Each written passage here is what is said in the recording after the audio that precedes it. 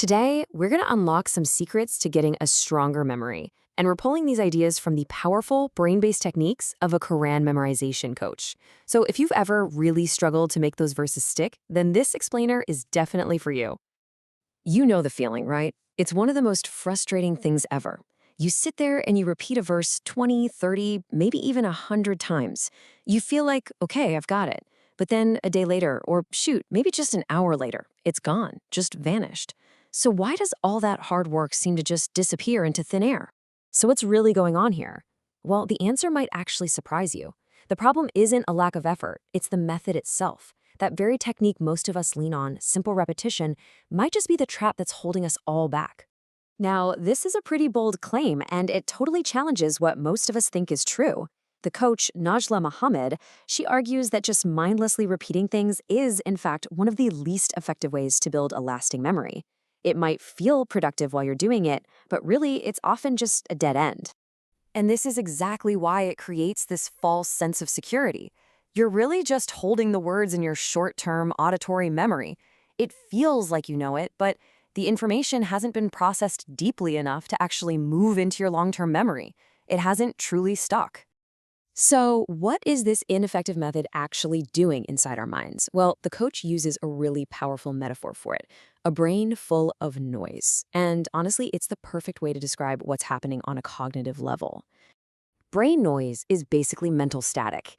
It's that confusion that happens when you bombard your mind with information without giving it any mental hooks to hang on to. You're just relying on your hearing, which, when you use it all by itself, is actually one of the weaker systems we have for long-term recall. Does any of this sound familiar? You know, feeling totally wiped out, or even getting a headache after a session? Or needing someone to give you that first word to get started? And of course, watching the verse just vanish almost right after you memorized it? These aren't signs that you're failing. They're just symptoms that you're creating brain noise instead of solid, lasting memories. And this brings us to what might be the most empowering idea in this whole thing. What if the problem isn't that you have a weak memory? Seriously, this one shift in your mindset can change absolutely everything. This slide really lays it out perfectly. When you think of your memory as weak, it's like hitting a brick wall. It feels like a fixed limitation. But if you see it as untrained, well, now it's a muscle. It's not a flaw. It's a skill that you can actually develop and make stronger. Let's just be super clear about this. If you have a healthy mind, you have the capacity to memorize. The issue was never about your brain's potential. It has always been about finding the right tools to train it effectively. Okay, so how do we actually start training it? Let's get practical. We're going to move from theory to a quick exercise that shows the incredible power of a trained memory, and we'll do it using a really simple method: storytelling. All right, get ready.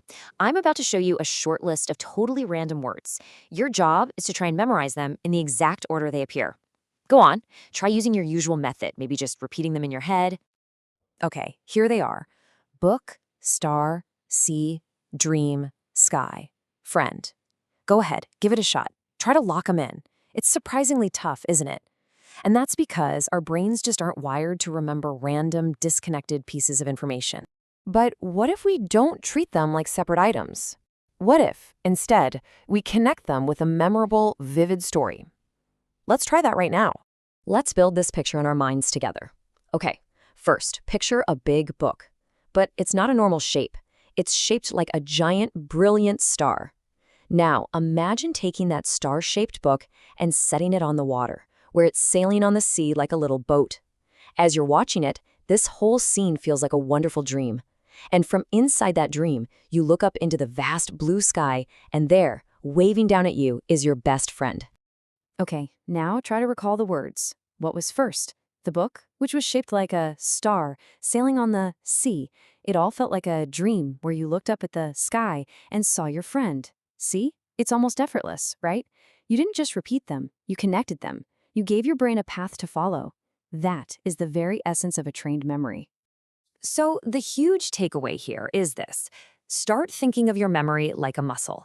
The more you train it with the right exercises, like creating active connections instead of just passive repetition, the stronger and more reliable it's going to get. So let's do a quick recap of what we've learned. Number 1, ditch the mindless repetition. 2, change that mindset. Your memory isn't weak, it's just untrained. 3. Start actively training it. Create connections, make up stories. And finally, number 4, trust that your brain's ability to memorize is absolutely huge, way bigger than you probably realize. The coach leaves us with one last beautiful piece of wisdom. The fact that the Quran can be easy to forget isn't a curse. It's actually a blessing. It makes sure that we have to constantly return to it, review it, and engage with it, which keeps it a living, breathing part of our daily lives. So we'll end here. It's not about if you have the ability, because you do. It's about shifting your method. The real question now is, what's your first step going to be? How are you going to start training your mind in this new, more powerful way?